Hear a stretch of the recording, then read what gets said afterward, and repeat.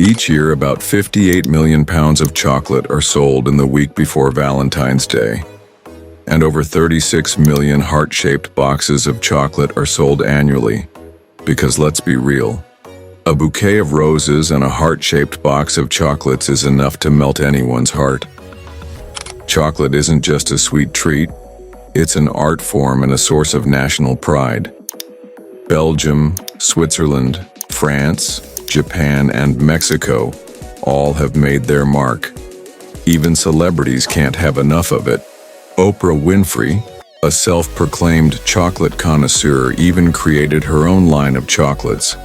And who can forget Rihanna's Riri Hearts? Even the Duchess of Cambridge, Kate Middleton, couldn't help but create a chocolate dessert with a Michelin-starred chef. But what makes chocolate so irresistible? Ever wondered how it's made? Watch the video to find out. Step 1. Cultivation of cacao trees. Chocolate starts its journey on cacao farms, mostly in West Africa, which grows 70% of the world's cocoa. Cacao trees need specific conditions to grow: warm temperatures above 25 degrees Celsius, high humidity over 80%, and about 1,800 millimeters of rain each year. Farmers carefully look after these delicate trees, waiting for the cacao pods to ripen. When ready, the pods are harvested by hand. This is the first step in turning cocoa into the chocolate you love, whether it's a pack of M&Ms or Godiva signature truffles. Step 2. Harvesting. Harvesters pick cacao pods as soon as they ripen. They work carefully to protect the trees, ensuring they keep blooming. Using tools like machetes, picaroons, and shears, they cut the pods directly from the tree. Step 3. Extracting the cocoa beans. This is a step that requires expert hands. Workers extract cocoa beans by breaking open the pods with tools like machetes or clubs. Inside, they find beans wrapped in white pulp. They sort the beans, keeping only the best ones. Each pod holds 20 to 40 beans. But here's where things might surprise you. The next step introduces some natural chemical reactions that start transforming the beans into chocolate. Step 4. Fermentation. The cocoa beans are spread out on the ground or placed in wooden boxes to ferment. This step is crucial for developing that distinct chocolate aroma. First, the beans undergo ethanol fermentation, covered with banana leaves. Then, they're stirred, triggering acetic acid fermentation. The amount of oxygen the beans get during this process greatly affects their flavor and aroma. Step 5. Drying the cocoa beans. The next step is to dry the cocoa beans, reducing their water content to below 7%. This is important to stop the fermentation process and ensure the beans can be safely stored and shipped without fermenting again. Traditionally, beans are spread out on wooden decks, allowing them to dry naturally in the sun and air. Once dried, they're ready to be shipped. Step 6. Bagging and shipping. The cocoa beans. Once the cocoa beans are dried, they're carefully inspected for any dirt or impurities. After passing the check, they're packed securely and prepared for shipment. The beans are now on their way to various locations, bringing us one step closer to the delicious chocolate we can't wait to eat. Step 7. Cleaning. After the initial cleaning by harvesters, the cocoa beans go through a more detailed cleaning process. They're screened and filtered to remove any leftover debris, stones, or twigs. A conveyor belt moves the beans through the cleaning system, making sure they're spotless. Once cleaned, the beans are heated in a rotating drum that loosens their tough shells. Finally, the clean beans are packed into large bags, each holding 1 ton, ready for the next stage in the journey. Step 8. Quality inspection. Before the beans head into the chocolate-making process, they undergo a quality check. A team of experts, known as sensory analysts, takes charge of this step. They use their trained taste buds to carefully assess the beans and make sure they meet the high-quality standards needed for premium chocolate. Step 9. Crushing. Now we move on to crushing the cocoa beans. The shells need to be broken open, and that's where the winnower comes in. The beans pass through this machine, where rakes crush them and drag them across screens to remove the larger shell pieces. Then, a vacuum sucks away the smaller bits left behind. Once the shells are completely removed, we're left with the inside of the bean, the nib. And here's where things get really interesting, because this is a crucial step that shapes the flavor and bewitching aroma of the chocolate. Step 10. Roasting. This step might not be something you think about often, but it's very important. Roasting brings out the rich, delicious flavors in chocolate. Without it, chocolate wouldn't taste as good as it does.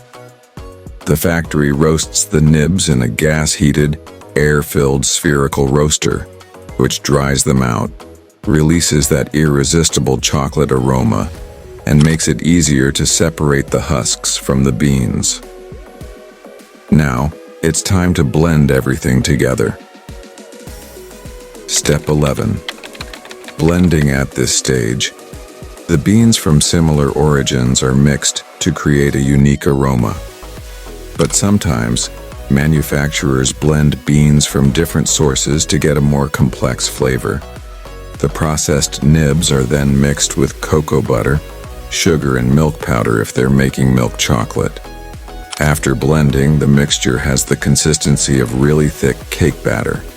The flavor is decent, but it's not perfect yet, so it gets transferred to a refining machine to smooth it out. Step 12. Grinding and refining. Next, the cocoa beans are ground down finely to release the cocoa butter, turning everything into a thick paste with a smooth liquid texture. Then, all the ingredients needed to make chocolate are added to the mix, creating a uniform paste. This paste is kneaded and firmly crushed into tiny chocolate flakes. But we're not done yet. These flakes are passed through 5 rollers that break them down even more, reducing the particle size until the chocolate comes out as a finely crushed dry powder. Still, it's not quite ready, so we'll need to re-liquefy it to get the smooth chocolate we're aiming for. Step 13. Conching. The final step in turning the cocoa paste into smooth liquid chocolate is called conching. Think of it as a polishing process where a special machine called a conch mixes and scrapes the chocolate to evenly distribute the cocoa butter. It also smooths out the particles.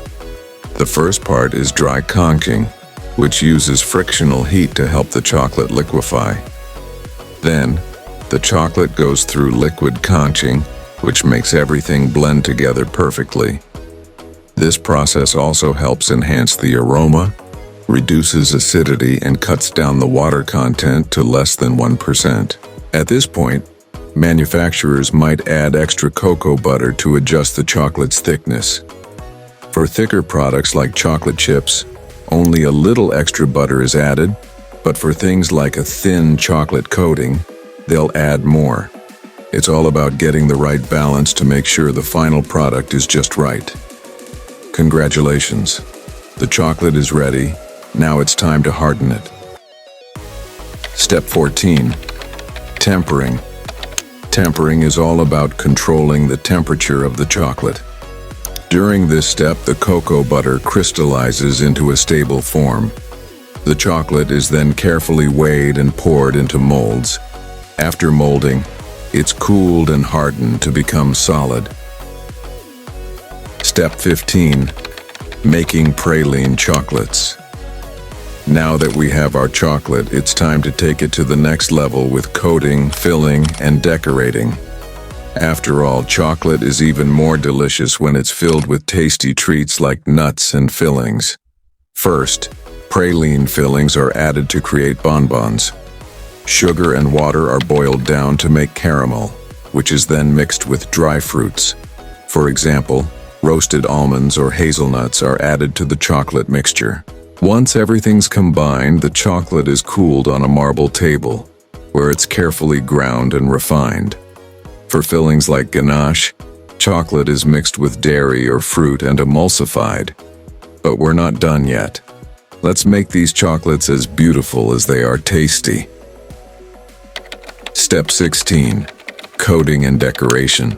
To make the chocolate even more irresistible, it's time for coating and decoration.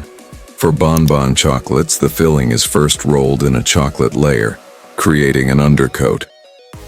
Once it cools, the filling gets a decorative touch with specific patterns to enhance its appeal. Finally, the bonbon is decorated with more chocolate using various tools and materials, making it look so tempting you won't be able to resist. It's no wonder that tons of chocolates fly off shelves every Valentine's Day. Chocolate is more than just a treat. It's a symbol of passion, craftsmanship, and love.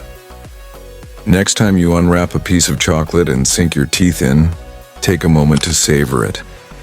Remember the care that went into every step, from the farmers harvesting cacao pods under the sun, to the chocolatiers blending flavors to perfection.